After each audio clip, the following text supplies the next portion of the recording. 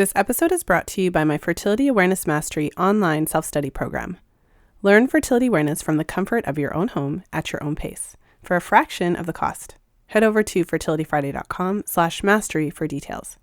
That's fertilityfriday.com/mastery. This episode is brought to you by my very first book, The Fifth Vital Sign: Master Your Cycles and Optimize Your Fertility. With over 1,000 research citations, it is the most comprehensive resource on fertility awareness and the menstrual cycle to date. The Fifth Vital Sign is available in paperback, ebook, and audiobook formats on Amazon.com. Listen to The Fifth Vital Sign for free when you sign up for a 30-day trial with Audible. Visit fertilityfriday.com/audible for details. That's fertilityfriday.com/audible. This is the Fertility Friday podcast, episode number 263.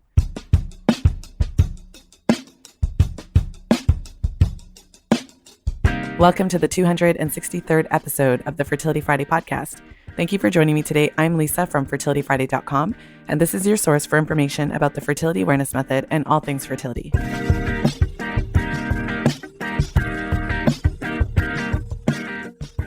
I'm excited to share today's episode with you.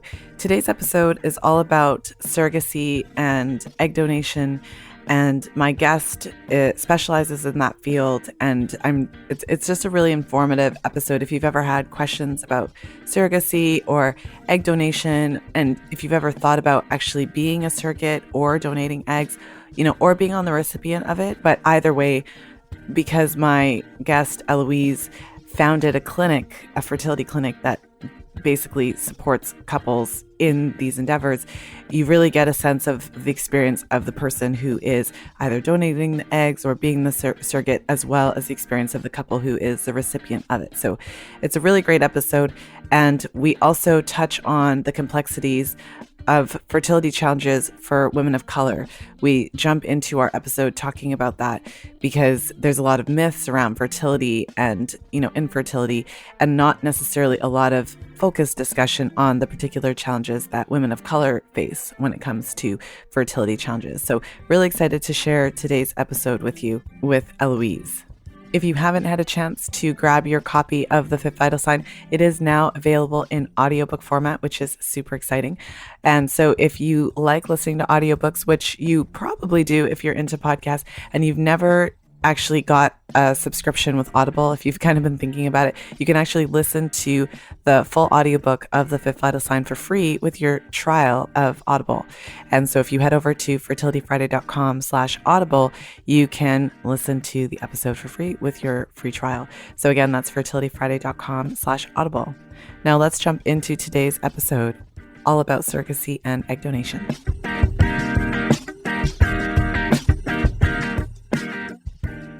And I'm very excited to welcome my guest, Eloise Drane, to the show today. Eloise's journey began in 1998 when she had the opportunity to be a kidney donor for her cousin.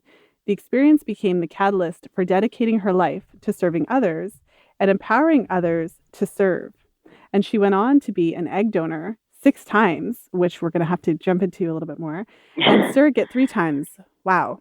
After these life-changing journeys, she was inspired to open a family planning agency in 2008 and continues to find deep joy and purpose in helping people fulfill their dream of becoming parents. So there's more to the story, and I'll let Eloise continue and share with us more about the work that she's doing now. But I'm really excited to have her on the show today. And obviously what we will be talking about is surrogacy and really getting more of a window into this growing reality, really, as an option for families who are trying to build their families and struggling with fertility challenges or otherwise. So without further ado, welcome to the show, Eloise. Oh, thank you, Lisa. Thank you for having me. Well, I'm excited to have you on the show. And one of the reasons, so a mutual friend of ours recommended that we talk to each other. And I was really excited for that opportunity because although I've touched a little bit on surrogacy here and there because it comes up in certain interviews, this would be the first episode where we're actually kind of full on talking about surrogacy as the main topic of the show. And what's really interesting about your experience is that you've done egg donation multiple times, also been a surrogate multiple times. So I'd love for you to share a little bit about basically what brought you into this world. How did you end up it's not a common experience, as you know, being a multiple egg donor, multiple surrogate. So what brought you into this world, and also what inspired you then to start your own agency to support other families in this process? Sure. Thank you. So first I started actually, as you mentioned, where I gave my cousin a kidney. And after I did that, I went to visit him in California. And when I got to California, I saw an ad somehow, and I can't remember how all this transpired. It's been over 20 years, but I saw an ad for egg donor, and it was something that it just kind of crossed my mind, like, I could probably do that. But then kind of just pushed it to the back of my mind. I had just freshly out of surgery, and then about a year later, it just popped back into my head, and I decided to look into it further. And I reached out to that particular agency and said, I'd like to be an egg donor. And they were like, yeah, that's great. You would be a great candidate. The only thing you need to be aware of is that African American women don't have fertility issues. So it's going to be a very long time before we match you. What a statement. Mind you, this was this was again in 1999. So, and I said, okay, fine. And I really didn't know any better. And again, 1999, there wasn't as much information nearly as close as what we currently have now. So I said, okay, fine. And they took quite a while, and they finally found me a match. And then I was able to match with a family in Troy, Michigan. And it was a very, very successful donation. It was 27 eggs that they had retrieved, but it was the worst experience of my life. It really felt that I did feel like I was used. It was, the nurse picked me up at the hotel, took me to the fertility clinic, did my retrieval, gave me 45 minutes, dropped me back off at the hotel door, handed me a check and said, thanks, call a taxi home. to the airport. And that was it. I'm still waiting for them to call and check on me. And so after I did that first donation, I'm like, okay, I'm never going to do that again. That was enough. And then a couple of years later, I don't know how, somehow I came upon this website called Task, and it doesn't even exist anymore, but it was where families can place ads, and donors and surrogates can place classified ads to see if they can find someone to match. And something just told me to go ahead and do it. And within a couple of hours, I was inundated with emails from women that were looking for African American egg donors. And so from there, then I got to choose who I wanted to work with. And then it was a completely different experience. And so for my 6 donations, twice I did for the same family. And it's funny because I've met some of my egg donor babies. There's one that lives in North Carolina that looks just like me. Wow. And I am very upfront. I have 4 children of my own, and I'm very upfront that obviously I've been an egg donor, and they are aware, and they know I have egg donor babies, and obviously they knew I've been a surrogate 3 times. So when I did my egg donation, in 2005, I wanted to actually start an agency, but there was just too much going on in my life at the time. So I started working for another surrogacy agency, and I started their egg donor program for them. And then during that time is when I learned about surrogacy, and I was like, oh my God, I can definitely do this. But it took a while because my husband was like, absolutely not. He was just dead set against it. And it took a while to kind of get him educated in the whole process and how it really works and what it really meant. And so finally he agreed. And then in 2007, I started my journey in finding intended parents that I wanted to work with. And I found a local family. And it was actually that local family who really pushed me to start an agency in Georgia. And so I actually was the first to start an agency in the state of Georgia. Wow. And then I went on to do 2 more journeys. So my first journey, I delivered twin girls. My second one, I delivered a boy. And my third, I delivered another girl. And then after I had her, unfortunately, I ended up having complications and having to have an emergency hysterectomy. Wow. There's a lot to unpack there. Thank you for sharing your story.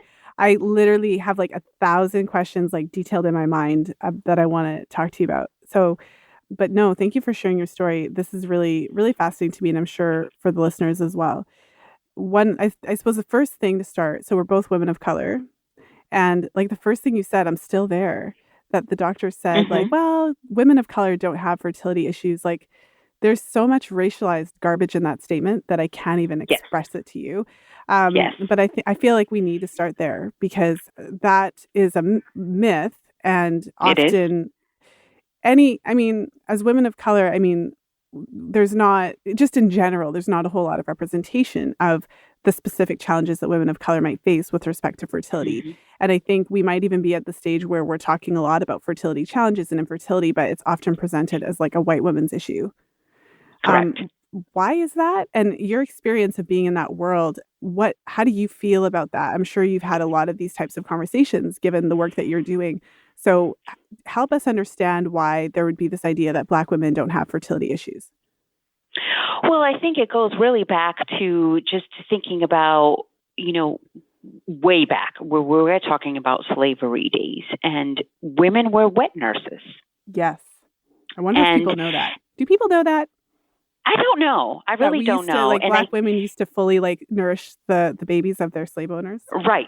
Exactly. And I think, and what portrays out in the media of all of Black people always having all of these kids and this, that, and the other. And so I think it's society. I think it's obviously history, and even internally within our own community.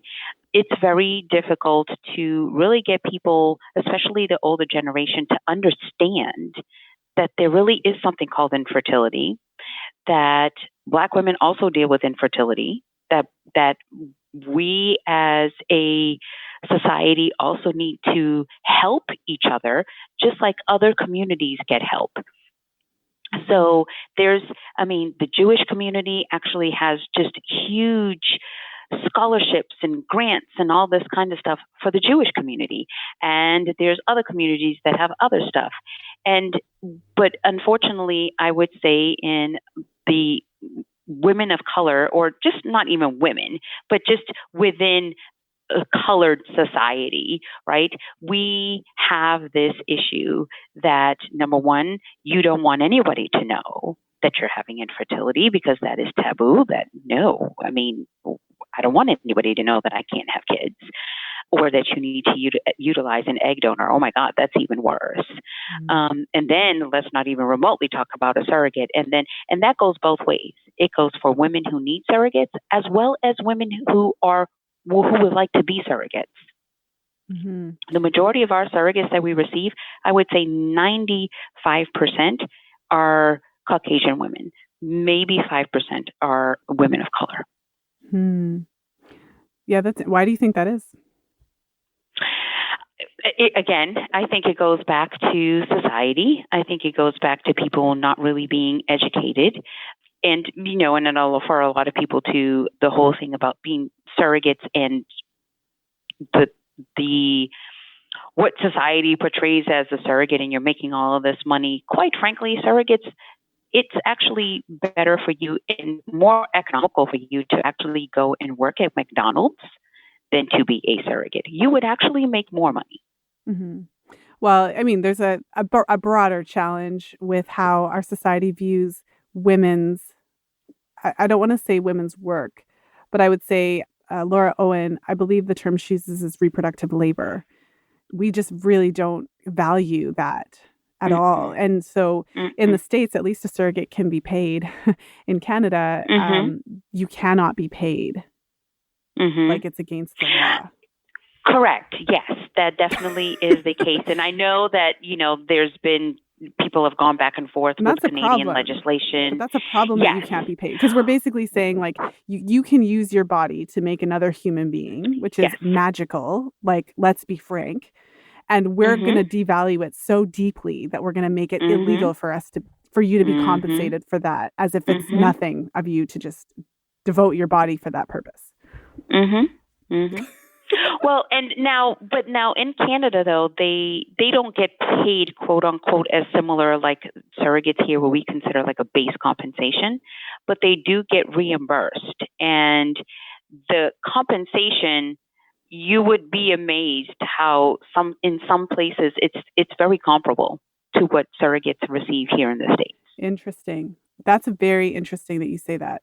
Yeah. I still think it's different. There's a difference from being most compensated for your definitely. hospital expenses and your travel, etc., your food and whatever. There's a difference because basically from what I understood, I did an interview with a fertility lawyer based in Toronto, and it was very eye-opening. But from what I understood, which is limited because I'm not a lawyer, was that there's a rule that would say that you can be compensated for what you had to do, but it can't be like you can't end up better than you were before. So you can't give the person, and you can't even give the person a gift or anything like that. Like you can't buy them a car because they have to end up equal. So that's interesting, though. What you're saying is that even in a place where you can be compensated, the compensation in some cases would even turn out to be less than the basic compensation that they're given in other countries. That's fascinating. Well, I want to get into the complexities of surrogacy, but before we do, I wanted to touch on, so before you were ever a surrogate, you donated your eggs. Now, egg donation is a big topic. I've done a couple of interviews where I've talked about it from different angles. I've interviewed women who have founded egg donor clinics, and they're talking about, the specifics of it and how they screen their donors and how to get, the best quote unquote eggs and things like that. So there's that perspective.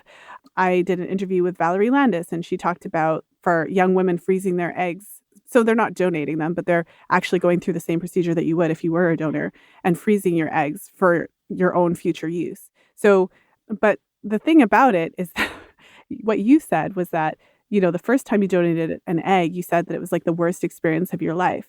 And for me, like, I feel like this is very new territory because we devalue women so much in our culture. And I feel comfortable saying that. The reason I feel comfortable saying that is because although egg donation is becoming more common, where are the long-term studies to demonstrate that it is safe? And what are the possible impacts of women going through multiple stimulations, receiving such strong hormones and all of that? Like there's another side to this egg donation conversation. So could you share with us what made your experience so bad, but also then what prompted you to continue to donate 2 more times or 5 more times? Sure. So yes, I definitely agree with you. And that is one of the things, when I am interviewing egg donors, and I do let them know, look, there's nothing out there that talks about the long-term effects. And it really is unfortunate. And I think more and more people are starting to okay, we really need to know what the long-term effects are. But right now, still, there's really nothing that's out there that is going to tell us long-term, how is it going to affect me? How is it going to affect my body? How is it going to affect, anything? And that really is kind of scary that you don't know. For me, when I did my first egg donation, as I mentioned, it was a bad experience because when the agency contacted me and told me they had a family, they sent me information to go to a local clinic for monitoring. All that clinic did was local monitoring. They checked my blood levels, they did ultrasound, and then they sent me on my way, and they sent the results to the fertility clinic in Troy, Michigan. And it was where this, new to this is my first time ever being an egg donor. They send me all of these medications and they give me this cycle schedule. They tell me this is the day I need to take the shot. This is how much shots I need to take. And this was still at the time where you had to, and I can't remember the medication, and hopefully I'll remember before we finish, but you had to break the vial, then you had to mix the powder with the solution, and then you had to draw up just enough, and that's what you had to give yourself a shot with. And I remember I actually cut my hand really bad on one of these little glass vials that you had to break to be able to remove the powder so you can mix it with the solution and then to be able to give yourself this injection. Mind you, nobody showed me how to do anything. I had to figure it out all on my own. Wow. Okay, fine. Not a big deal. Was able to figure it out. I was able to finally get myself to the point where I was okay with giving myself shots. Even though it was nothing once I finally did it, but just the idea of having to give yourself a shot, it takes you a little back. It's just like, oh, okay, I can do this. And you have to kind of talk yourself into doing it. And then finally, I was able to give myself shots, and I was going back and forth to the local monitoring clinic, and they told me, okay, everything is good to go. Take your trigger shot and then get on a flight the next day. And I did. And, and like I said, the nurse picked me up at the airport, took me to the hotel, told me that she would be back at 7 a.m. to pick me up for retrieval. I did not get to bring anybody with me, nor did anybody call me, nor did, that nurse was the only one that actually, had a conversation with me while I was there, during that time. And then, of course, I went to the retrieval and I did the retrieval. And again, that same nurse was the one that took me back to the hotel, dropped me off at the door, literally handed me a check for my retrieval, which was $3,000, handed me that check and said, call a taxi to the airport and thanks. Wow. And that was it. I never heard from them again. And I actually reached back out to them to find out, was it even successful?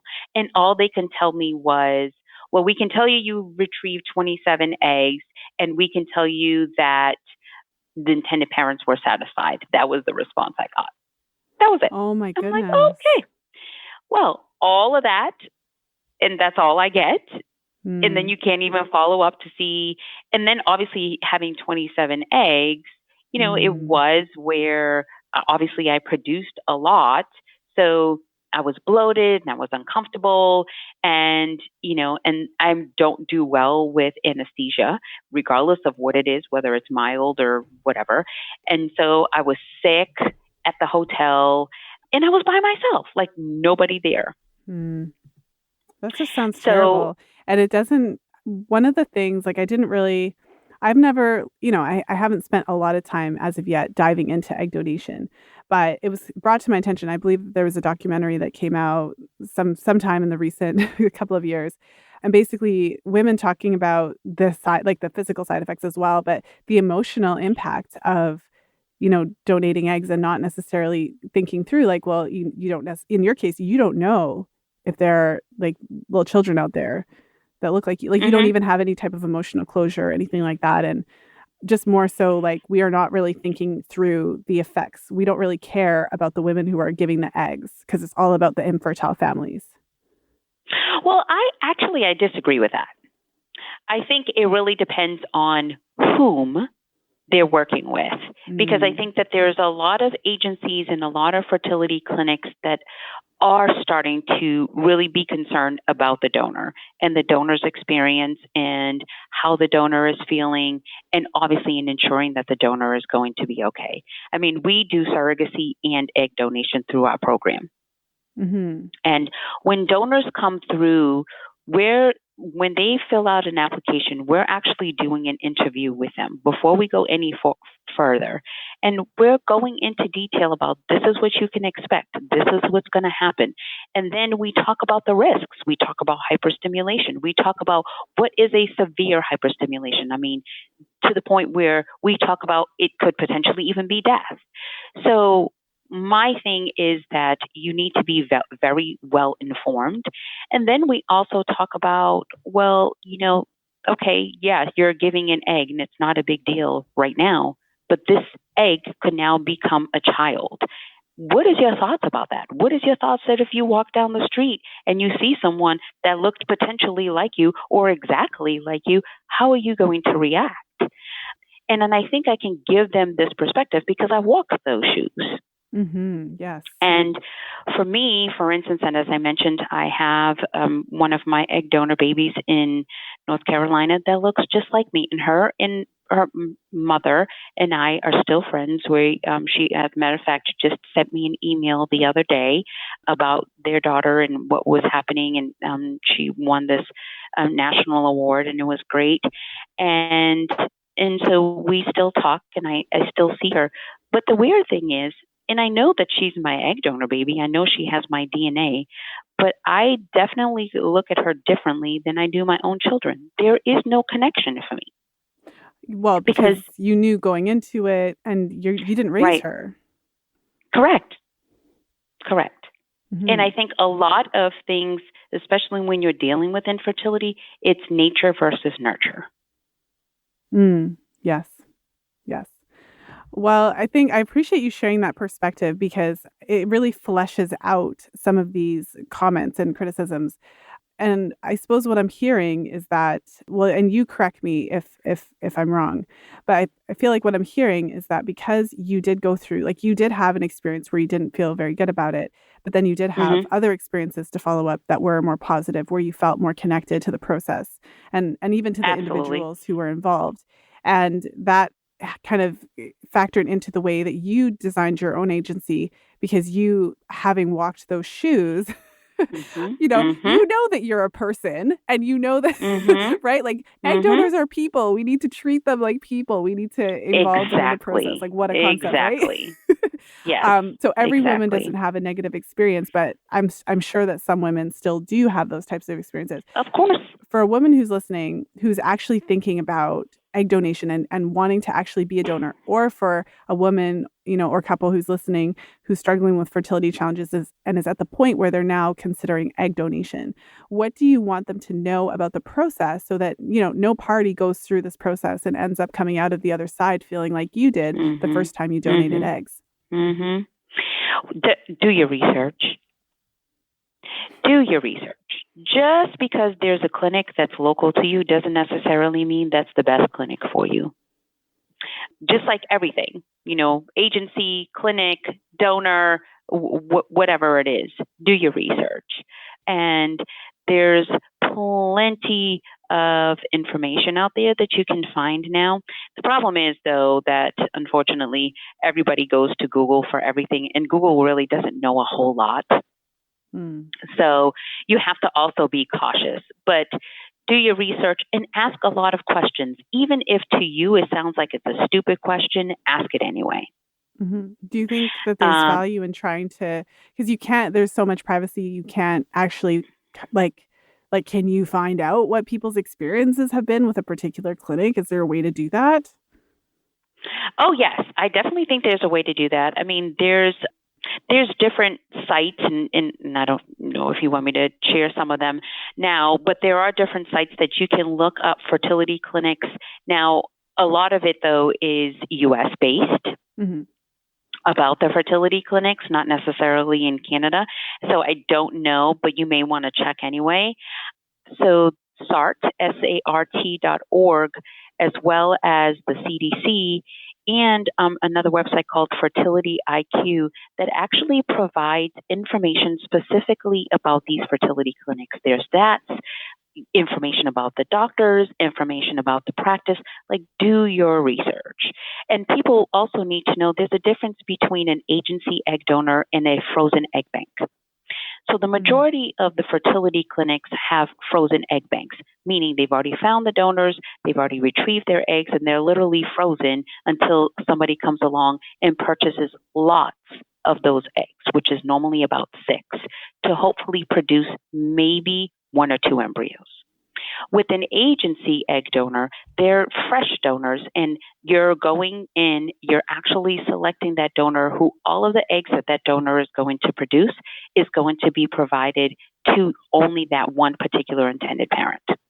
And agency donors are more expensive than a frozen egg bank, because obviously you're getting all of the eggs, number one, and the clinic is breaking up that cost, and you're sharing that cost along with other people who are purchasing these eggs from this one lot or from this one donor. So this donor could produce easily maybe 3 lots, and so technically 3 different families can purchase that donor's eggs. And whereas with an agency, that's not the case. They have all of those eggs are with that particular intended parent.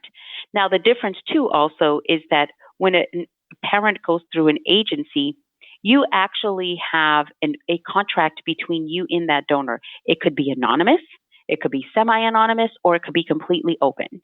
We've now more and more people are wanting to actually be able to speak to the donor. Can I see her? Can I meet her in person? They want to know because, quite frankly, to be honest, anonymity is going out the window. There really isn't anything anymore that is anonymous, because there's DNA testing. There's, 23andMe, there's Ancestry.com, all of these things, and it's only going to get more and more. So by the time someone has a child today and that child is of age to start wondering these things, technology is going to be surpassing us. Mm-hmm. Well, and the culture has changed. We're not fully there. And I think you highlighted an important point earlier in the conversation where we were talking about issues of race and the kind of the misunderstandings and the stereotypes about women of color being just all hyper fertile, having zillions of kids or whatever. But so within certain communities, it's less open and talked about for sure. But overall, there's a growing understanding because fertility challenges are on the rise for many different reasons.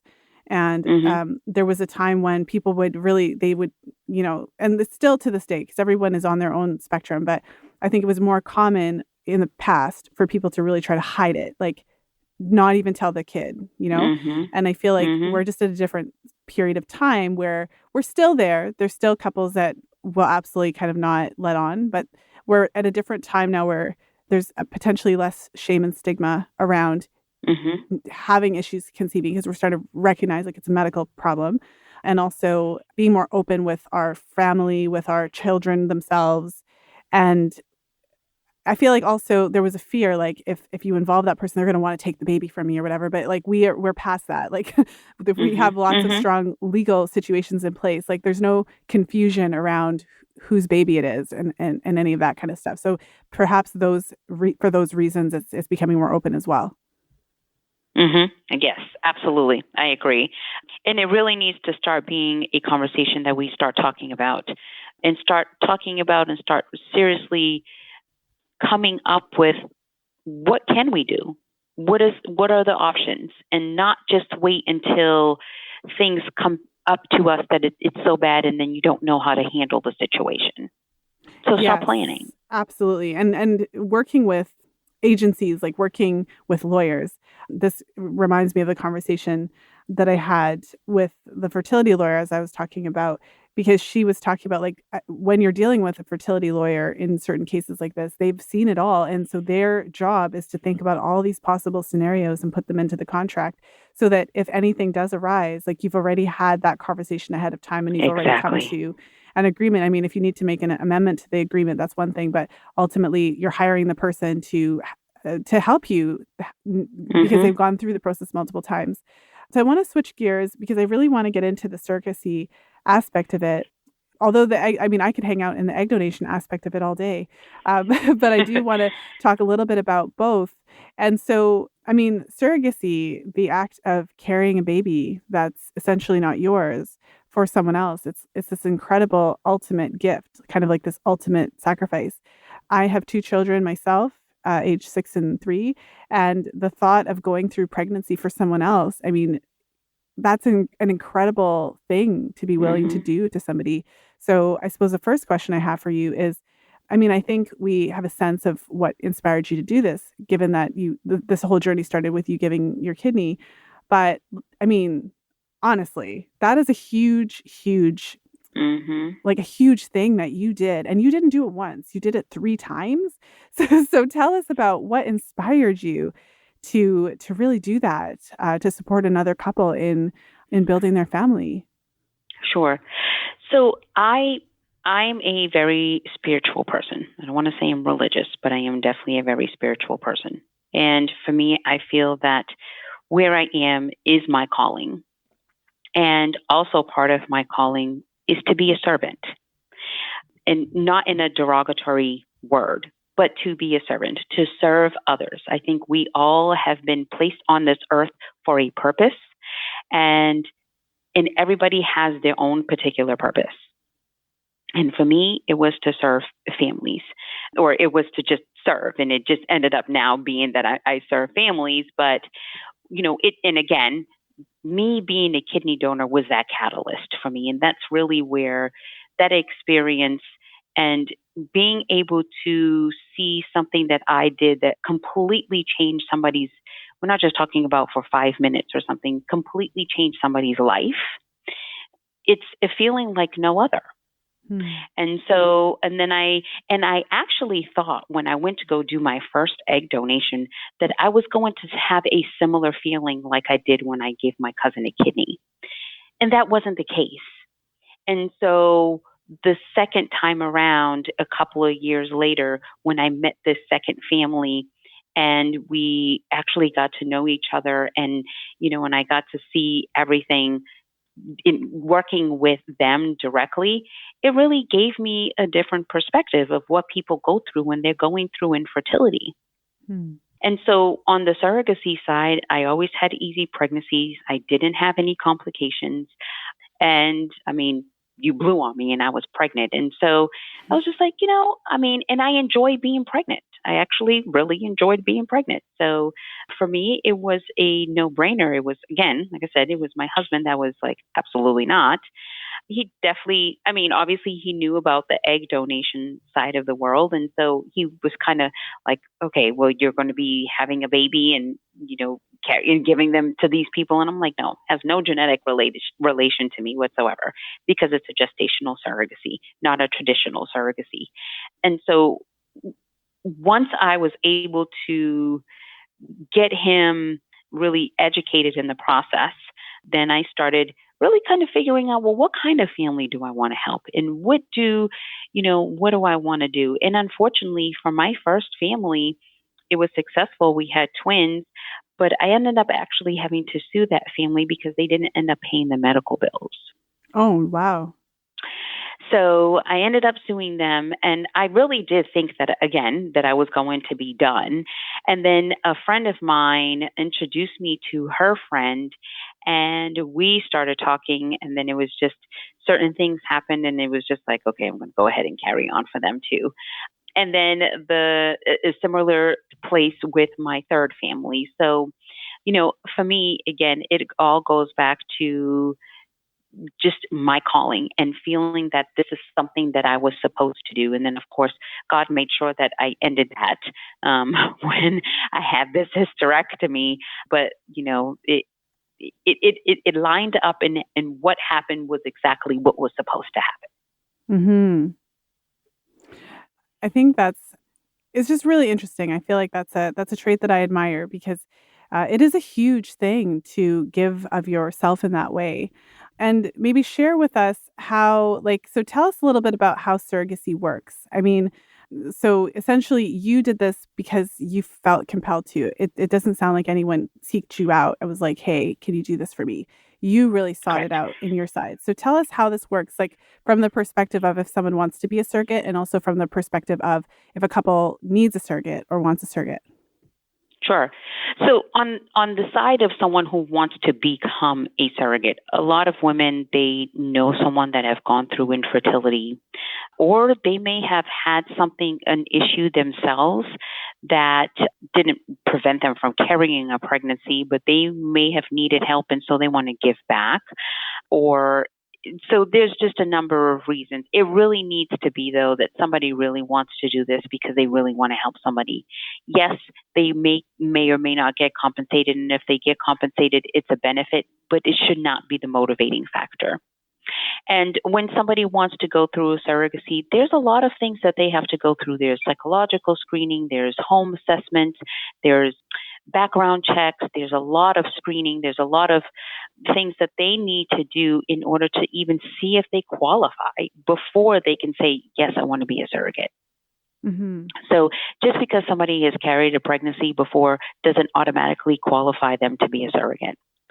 And then on the intended parent side, it really is as well, where the first thing that I always tell intended parents, if it's not a same-sex couple, because obviously the majority of them wouldn't have been able to have a child on their own anyway, but if it's a heterosexual traditional couple and they need to utilize a surrogate, the first thing that I always tell them is, have you mourned your loss?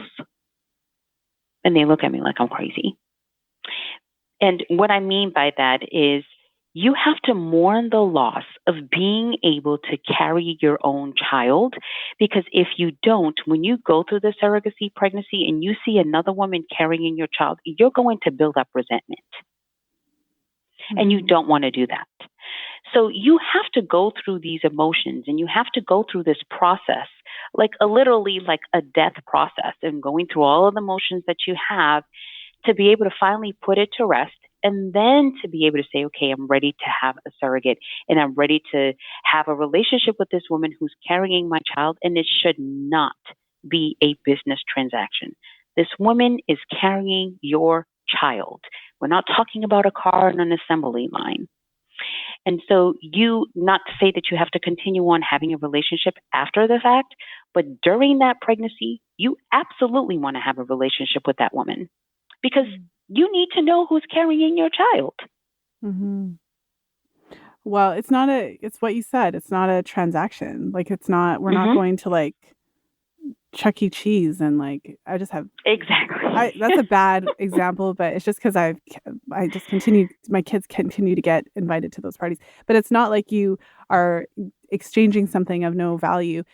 Perhaps it's because this is such new territory for us just in general that we really have to be kind of invited into this conversation of what it really means. Like, we're so used to these kind of very quick transactional things and not, I mean, our culture doesn't really encourage that much emotionality and depth of thought, really. And so if you take a step back for a moment and you realize what's actually happening here, it makes perfect sense that we have to take that time to really think about that. And you can't just expect this woman to go through 9 months of pregnancy carrying your baby and not think that that's going to mean something emotionally. Right. Exactly. I agree. I absolutely agree.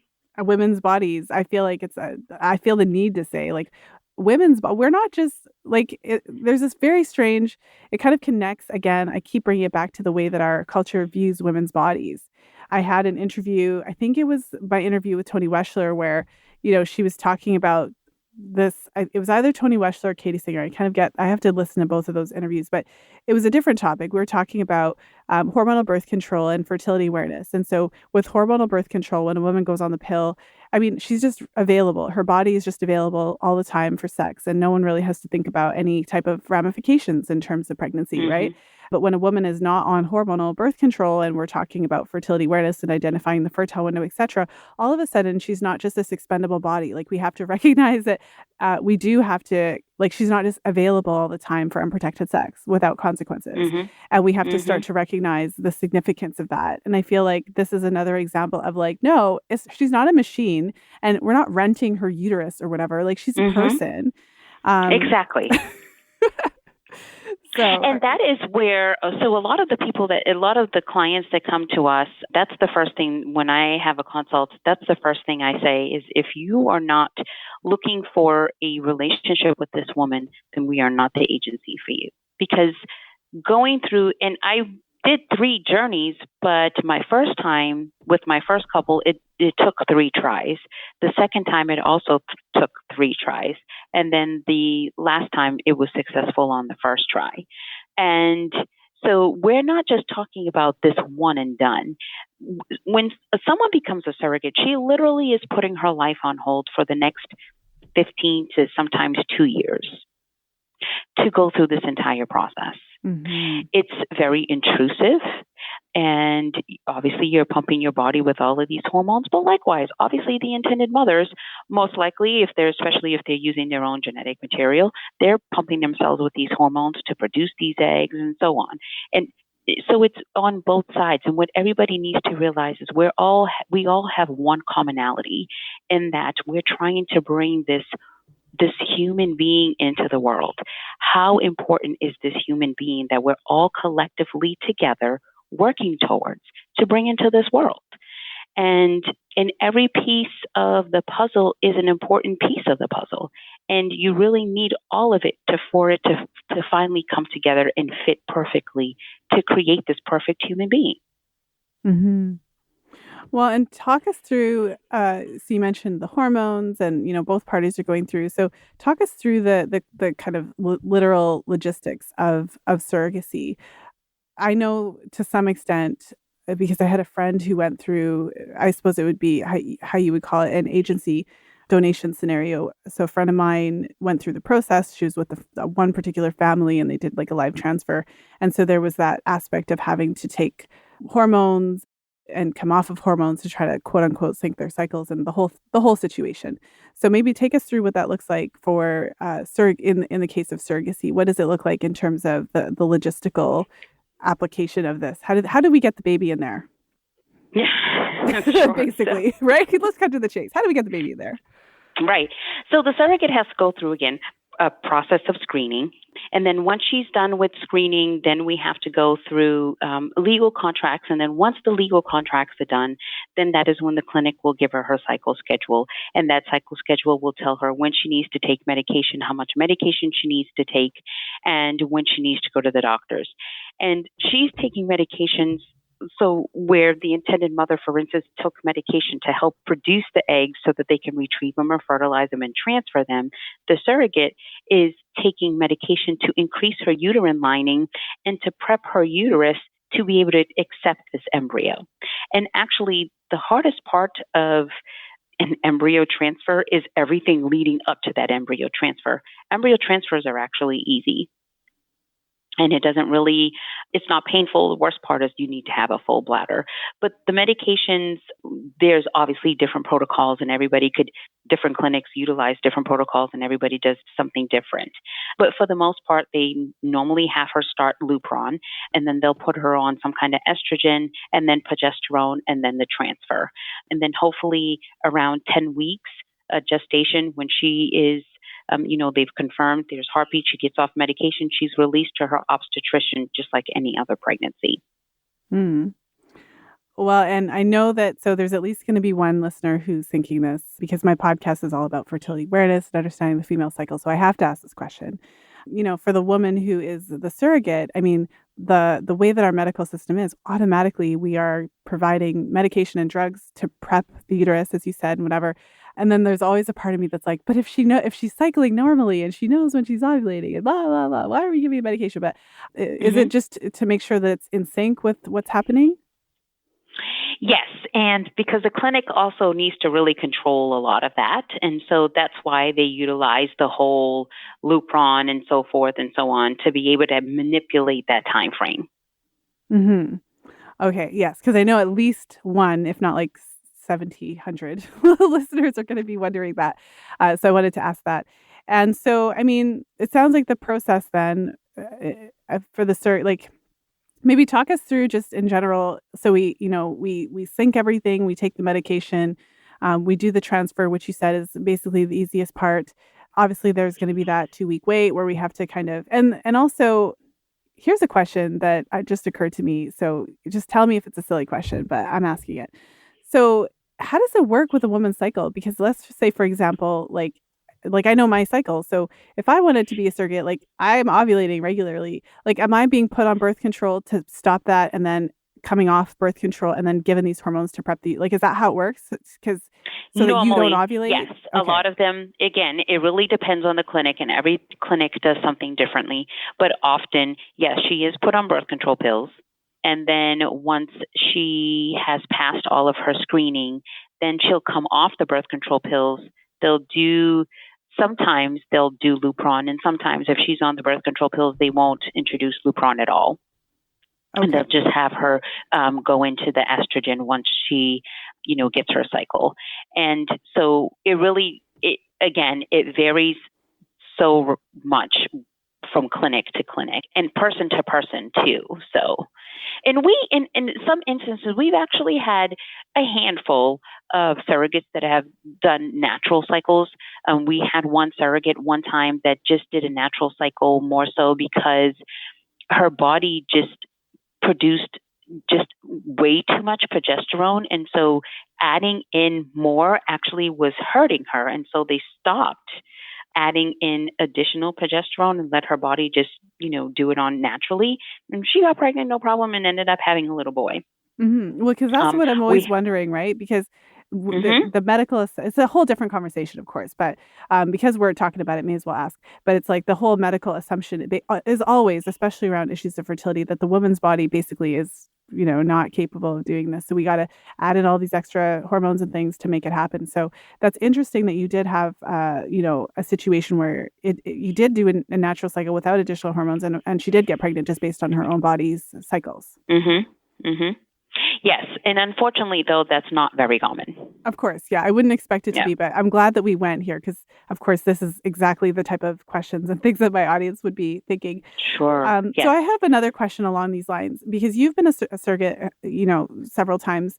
And just the way that we kind of police women's bodies. Like when a woman gets pregnant, it's almost thought to be like public property. Like any woman who's been pregnant knows that random strangers start touching your belly. And if you were seen drinking coffee or whatever, people are going to start sharing their opinions of what you should and shouldn't be doing. So how does this work? So you're carrying someone else's child. That's someone else's.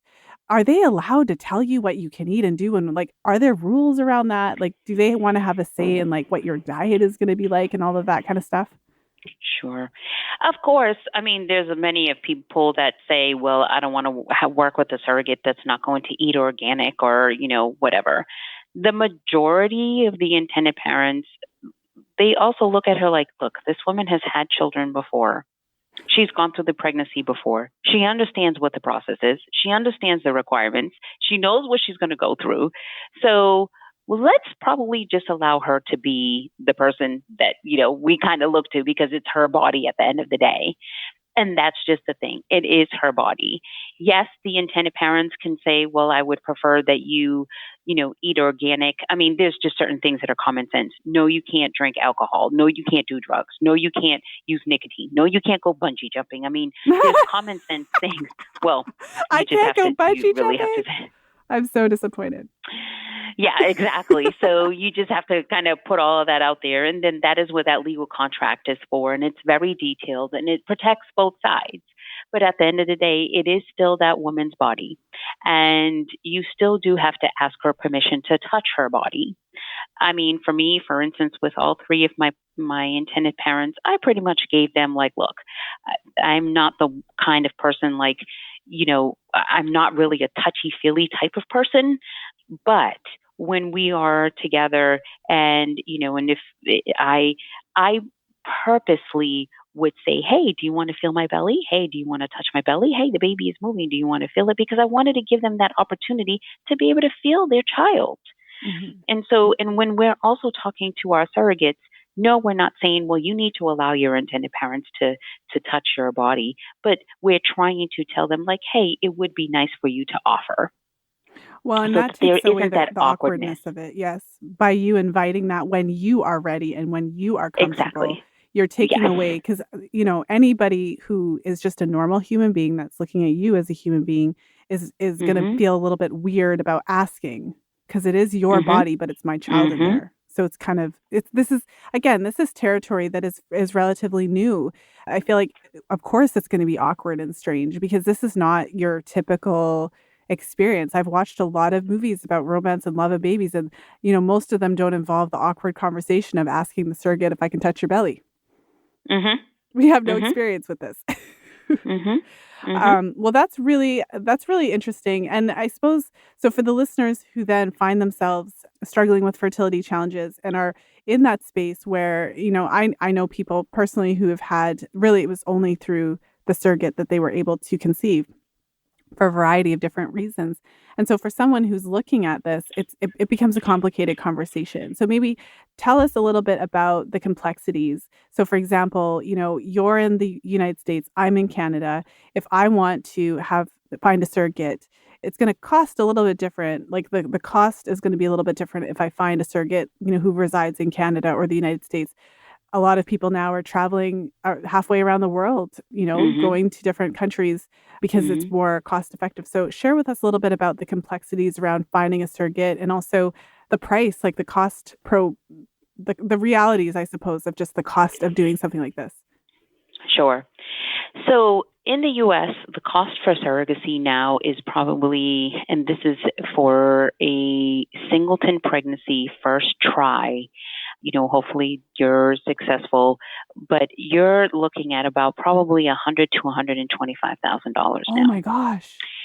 In Canada, you're probably, in Canada, you're probably looking to about $90,000 to $100,000. So, and then elsewhere, which there's there's not a whole lot of countries that are doing surrogacy where it's legal to do surrogacy. People are going to Ukraine, they're going to Georgia, the country of Georgia. I've heard people are talking about going to Kenya.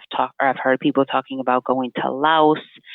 And so even though you're going to, or in Greece is another one, and I would say that really the U.S. is probably the only country that each individual state has their own individual laws, and some states do and some states don't when it comes to surrogacy. Mm-hmm. In the Ukraine as well as Greece, and I believe Russia too is another one, there's stipulations. You have to be a married heterosexual couple who have gone through infertility or who have infertility issues. You can't carry your own child. You actually have to show documentation that you can't carry, and that's why you need to utilize a surrogate. And then they have their own processes of what they need to go to. Yes, the cost is drastically different in these different countries. Kenya is a country that's just now up and coming for surrogacy, but there's no laws in the books. And what I'm afraid of is same thing that's happened in Cambodia, that's happened in Thailand, that's happened in Mexico, that's happened in India, where everybody is flocking to these places to go and do surrogacy because it's cheaper, only for the government to finally, get a wind of what's happening and then put the kibosh on everything. And then people are stranded there with their babies or trying to get out of the country with their babies. And that I don't think is really a good idea. So you really have to do your due diligence, and you really have to make sure that the laws in that country of where you're doing surrogacy is favorable. And not only the law in the country of where you're doing surrogacy, but also you need to find out what is the law in the country of where you are a citizen, because you need to find out if you're going to be able to bring your child back into the country. Wow.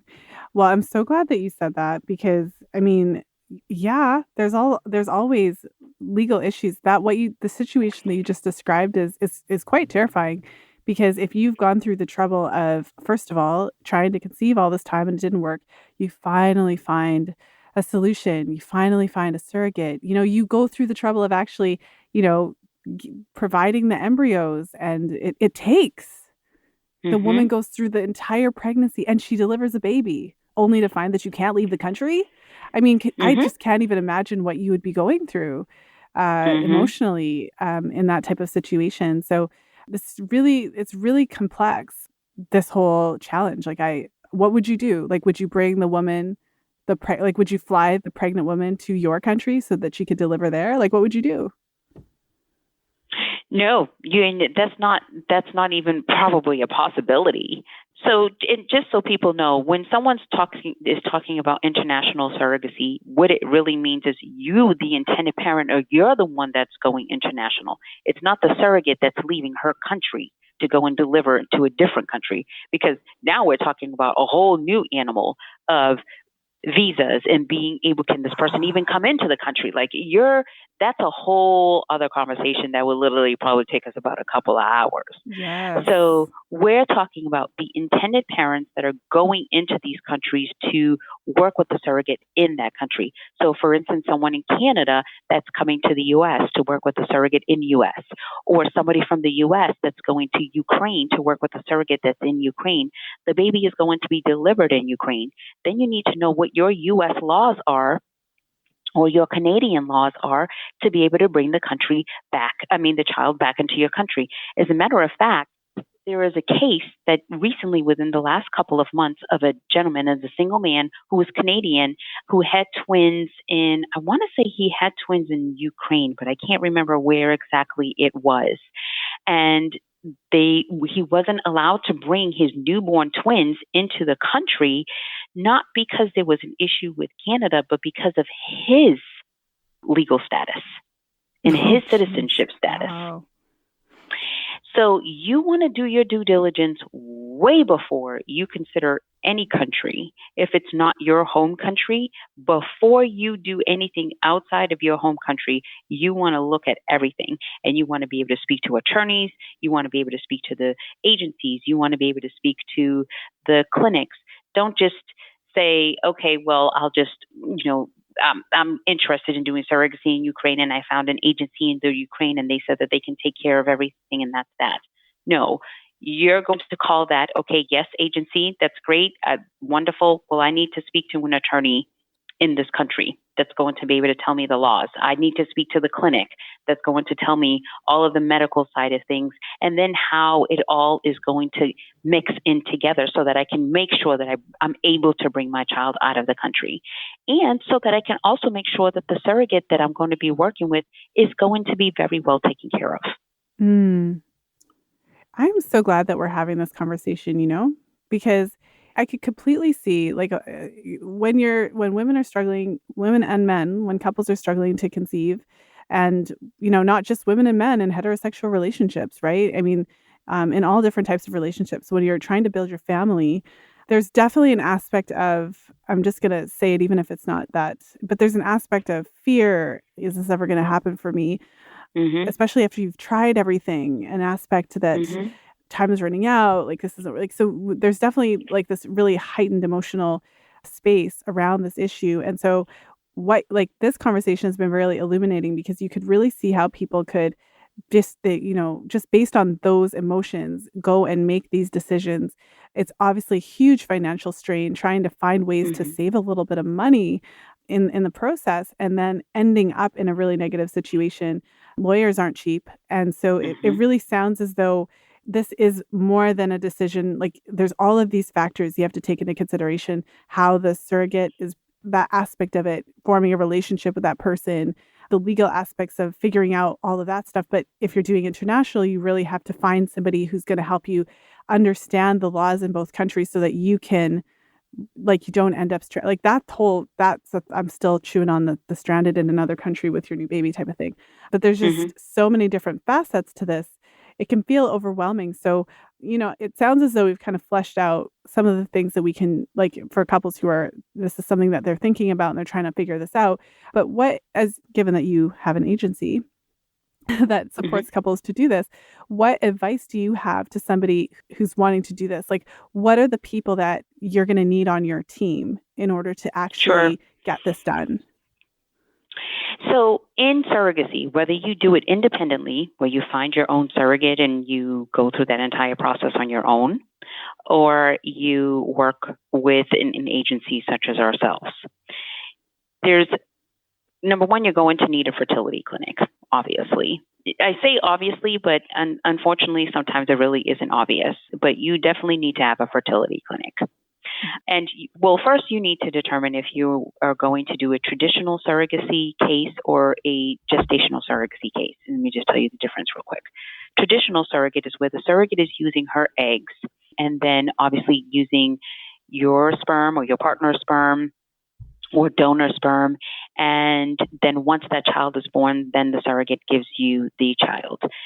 Traditional surrogacy is really not as common as it used to be. There's just so many legalities involved, and the emotional aspect of it as well. Is just a lot of people are just, they don't really want to do traditional surrogacy, and in some states, traditional surrogacy is not even allowed anymore. So then that leaves gestational surrogacy, where the surrogate is utilizing embryos that are created outside of her with no genetic connection to her whatsoever. And when you are looking for a surrogate, again, you definitely need to have your fertility clinic. Both sides, both parties need a legal counsel, and each party needs their own separate legal counsel. So the intended parents will need an attorney to draft their agreement and to also establish the parental establishment. And then the surrogate needs an attorney to review the agreement on her behalf. And all along, just so you know, all of these costs are passed on to the intended parents, not the surrogate. You also need a psychologist to complete a psychological evaluations and consultations. This is not something where you just meet somebody and say, okay, yeah, you're a great candidate, let's move forward, without evaluating her to make sure that she is emotionally, she is mentally, she is physically, and quite frankly, even spiritually ready to take on this responsibility. Mm-hmm. Yes. In some instances, you may want to consider escrow, having an escrow company that are managing all of the funds that are paid out to the surrogate or paid on the surrogate's behalf. And then, of course, agencies may or may not apply. Some people, again, do it individually and independent, and they could either be where they're working with somebody and it's a compassionate, altruistic surrogacy journey, family or friend or something of that nature, or it's compensated and they are paying somebody to be able to do this for them. And that's one of the reasons why we actually also created, so we have family inceptions, but we also created Surrogacy Roadmap. And Surrogacy Roadmap is for the families that are going independent. They can't utilize an agency for whatever reason, but still need to know what is the process? How does it work? What do I need to do? What's the questions to ask? What do I look for? What's the step-by-step process? And that's where Surrogacy Roadmap comes into play. And it's an online e-course that I just created to be able to give individuals that foundation that they really need before they even get started. And then once they get started, they can either say, okay, yes, I think I can do this independently, and I'm going to, follow that path, or absolutely not. I can't do this independently, and I really need guidance of an agency, and know that, okay, I need to go and find an agency to help me. Mm-hmm. Well, that's really helpful. It's because it really just brings it back to it's a big undertaking, and you really have to go into it with your eyes open and with the adequate support that you need, and with a really deep understanding of kind of all the different facets that are involved. So I feel like today's interview, we really went through a lot. We covered a lot of ground. We went into a lot of depth, and I'm really happy with the way that it went and all the different topics that we were able to touch on. If the listeners could take one thing from our conversation, what would you want it to be? So my biggest thing is do your due diligence. Yeah. As anxious as you are, as you finally decided you want to have a child and you're going to utilize a donor, or you're going to utilize a surrogate, or you're going to do both. Do your due diligence, step back, and just kind of pause and really take time to really think about and put it down on paper. What is all your thoughts and plans of what you want? And do a little bit of research, and then start going out and looking at the different people that are out there who can help you. I mean, there's so many agencies, there's so many clinics, and there's going to be someone right for you. It's just a matter of you doing a bit of your due diligence to make sure that you find that right fit. Mm-hmm. Yes, that is a great kind of anchor, and it has been a theme through our conversation today. So I can't think of a better topic to end on. So I just want to thank you so much, Eloise. This has been a really fun conversation, and I'm really glad that we had the opportunity to go into this topic because, as I mentioned, although I've touched on surrogacy in a few different interviews, we've never really gone into it in as much depth as we did today. And I'm sure the listeners are really going to appreciate this episode. So where can the listeners go for more information about you and what you do? And also let us know where you're physically located, because I'm sure there are listeners that are near you as well. Sure. So they can go on to, I have two different websites. So there's familyinceptions.com. That is the agency, the surrogacy and egg donation agency, and that is a full service agency where we assist you with everything. And then there's also surrogacyroadmap.com, and that is the online e-course for somebody who's looking to do something more independent. And if they want to reach out to me just to kind of ask me questions and just see, we do offer a free hour consultation. And so they can easily just give me a call. Our office is located in Atlanta, Georgia, and then we also have an office located in Seattle, Washington.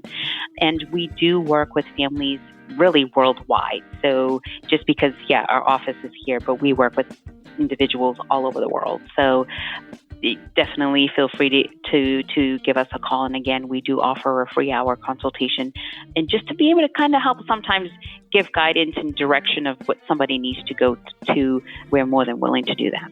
Mm-hmm. Well, thank you so much for all of that. So we will put the links in the show notes page for this episode, so the listeners who are on the go don't have to try to jot it all down. Thank you so much. This has been a really great and informative interview, so I really appreciate your time. Thank you, Lisa. Really appreciate you having me on.